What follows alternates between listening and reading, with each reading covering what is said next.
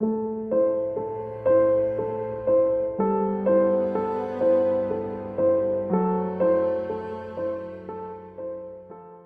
name is Regina Posbar. I'm with Angels of the West Indies. How long have you been in this job position? I've been here since 2013, so that's when it's been here, since October of 2013. That's pretty long. Thank you for that. So tell us briefly what your job entails. Well, I typically go into the homes of clients that call and ask about memory challenges or cognitive challenges, and I go into the homes and I do assessments on where their surroundings, and then do cognitive testing there. And then I help the families find, or if they have a diagnosis, then I just will help with the level of cognition that they're at. If they don't have a diagnosis, then I will help the family go to their primary care physician or recommend one, whichever is the situation, to help them with a diagnosis and rule out any kind of conditions that might be causing the symptoms that they have. Otherwise, the levels of their condition, I help the families with care needs, help them set up routines, and all the care needs that might be available or come across, and help the family as a supporting them with that. Very well. That's a lot. That's a tasking job, I think. So have you had any experiences with elder abuse in St. Lucia being in that job? Yes, I have. Yes, yes. So in your experience, what are the observations? What are the common types of abuse that you've experienced? From what I experience with the elderly generation population, if they have any sort of disability at all, we have what I mostly see is neglect.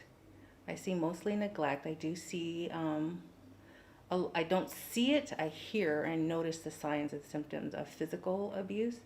And then there is exploitation, which I have walked into, come into to some families that was happening. So, When you say exploitation, what type of exploitation?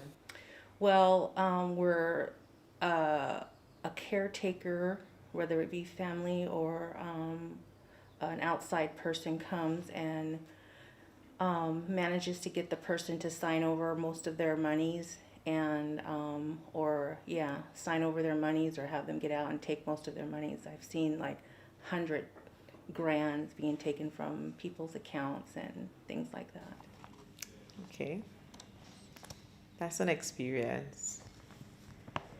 Based on your observations, what are the most common forms of abuse with respect to older persons? The most common one of neglect. This one is really something on an educational piece, because it's also unintentional neglect. We as a culture, there's many cultures besides here in St. Lucia, then we undervalue people who are older that have a little bit of a disability. We tend to treat them like a child. And this causes a lot of problems, a lot of friction with people when it comes to caretaking. Most people think that people with dementia or any kind of cognitive impairment, that they lose their intelligence. And this is not so. I mean, they still know that they're an adult. And if you take away all of their rights to choose, make decisions, basic decisions, you're going to anger them, because they don't understand why you're doing this. First of all, they're forgetting. They're not aware that they're making mistakes, and if they are, they still don't want to be treated like a child. And so the mindset of the carers and the general population is to just do everything for them and not allow them to do as much as they can independently. And that's one of our challenges.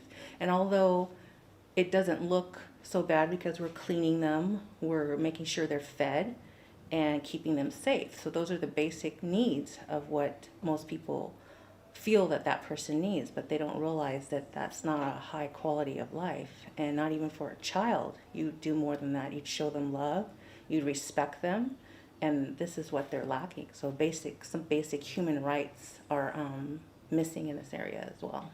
There are some cultures that really value older people, and they honor them because they've lived a long life. They've done they've had experiences, and they've paved the way for us who are here. And so they respect that with a special honor. Our busy lifestyles and some of the other cultures, we tend to be too busy to pay attention to them. Just as long as they're fed and as long as they have clothes and they're clean, they're fine. Just put them in a room and give them a TV, play cards with them once in a while, and they're good to go. No basic human needs of, compassion, friendship, intelligent conversations. And the people who have cognitive impairment, they need all of this. And so do generally older people. That's a fear. No one wants to get old and go into a nursing home because there's nothing there. You're just existing. From your vantage point, what are the major challenges when it comes to dealing with or reducing the issue of elder abuse in St. Lucia? Well, I think we have to educate ourselves and to or share education and recognize that we're going to get old someday too, and we're going to have the same feelings that we do now as when we're older, just like they do.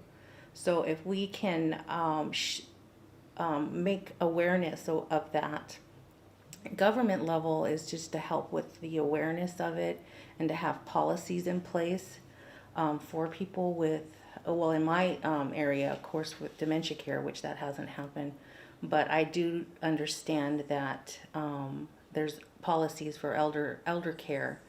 I think I don't know where they are in that system, but there might be a breakdown in it, which might be in the area of follow through. And people in general are actually afraid to do reporting, so there has to be a better system on reporting. Some people don't want to be in the middle of things, but they see it. So you want to encourage those people that see it. And usually the health and medical field are usually the primary people that see a lot of it. And where I'm from, it was mandatory that we report it. Now you can be anonymous on record.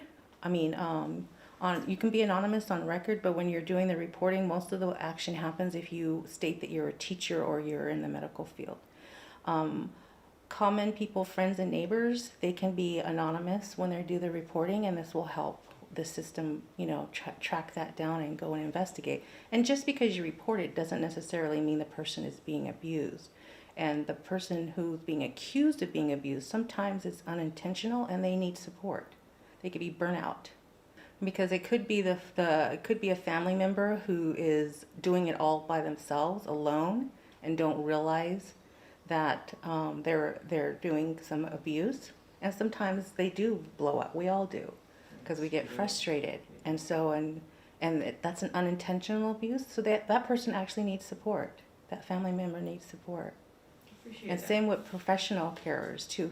Professional carers are put in positions where they're the only ones doing the care. And families don't understand that. Some families will hire just one carer to do 24-hour care.